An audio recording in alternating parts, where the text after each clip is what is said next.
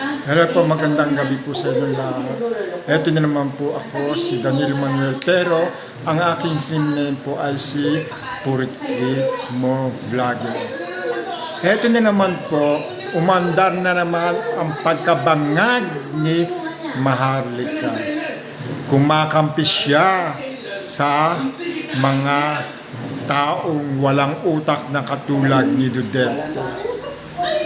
Ito. Ano bang pinagsasabi ni Maharlika? Ikaw Maharlika, wala ka naman ginawa dito sa ating Pilipinas. Ako meron akong pake dahil itong Pilipinas ay pinanggalingan ko at dito ako lumaki at dito ako sinilang. Kaya ang ating Pilipinas ay mahal ko. Kaya meron akong pake.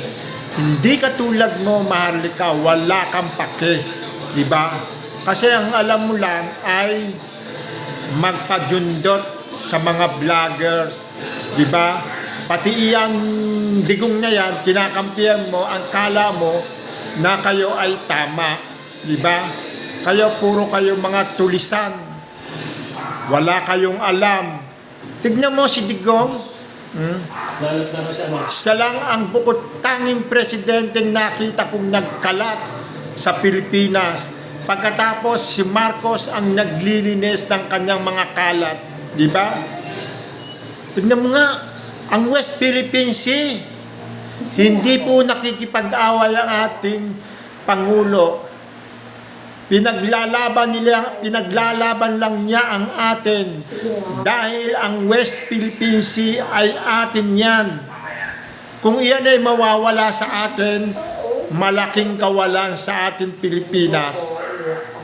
Hindi katulad mo, Maharlika, alam ko, ikaw ay patapon ka na. Kaya wala ka ng pagmamahal sa bansang Pilipinas. Di ba? Kakampihan mo si Digong. Ang lahat ng kinalat ni Digong sa Pilipinas, kamukha ng mga pinapasok ng mga Chinese, na mga pogo, wala namang nakuhang benefit yan sa mga pogong yan. Meron bang mga insurance? Meron bang hospitality? Meron bang mga maibibigay sa Pilipino? Puro kasiraan, mga krimen. Puro mga fake, mga scam. Yan lang ang nakukuha ng mga pogo. Yang Duterte yan, walang kautak-utak. Mas may utak pa kung babalikan nyo ang mga hinain ng mga sinabi ni Vico Sotto, napakagaling dahil si Vico Sotto napakabata dahil alam niya ang tama't mali, hindi katulad nitong Digong. Atom na yan wala pa sa hulog ang utak biya. Kaya kung iyan ilalaban ng senador, hindi yan mananalo sa tutulaan.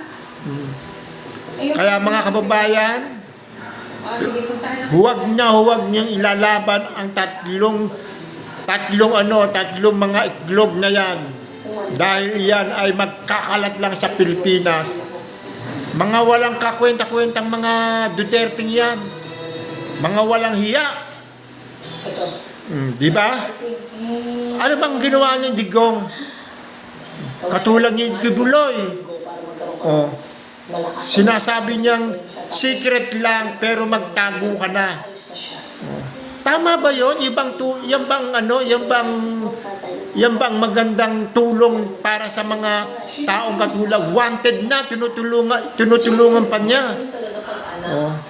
Love talaga ng magulang, inaalagaan, Dugo, itong mga Duterting to, hindi na dapat yan maluklok sa Senado.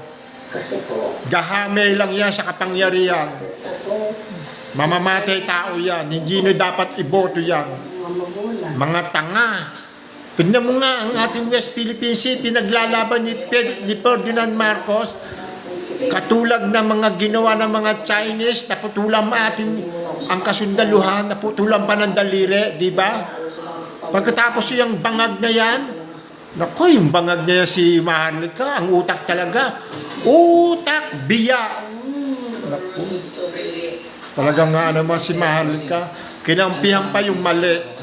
Kasi siya, ang utak niya baliktad, baluktot. Oh.